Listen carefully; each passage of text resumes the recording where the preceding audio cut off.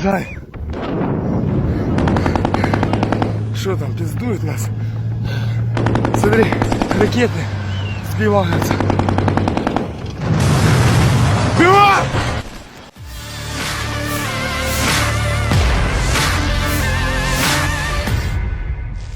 Ramai beredar rekaman yang memperlihatkan rentetan serangan udara Rusia berdatangan ke posisi pasukan Ukraina. Rekamannya diunggah di Telegram pada Selasa 1 November 2022. Tampak serangan udara Rusia membuat tentara Ukraina ketar-ketir.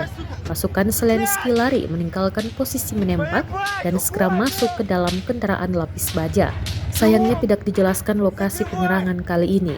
Tidak diketahui pula jumlah korban yang terluka maupun tewas dalam serangan Rusia. Presiden Rusia, Vladimir Putin menegaskan bahwa rentetan serangan udara terbaru yang menargetkan infrastruktur Ukraina dan juga pasukannya merupakan balasan atas serangan drone terhadap armada militer Moskow di Sevastopol, kota terbesar di Crimea.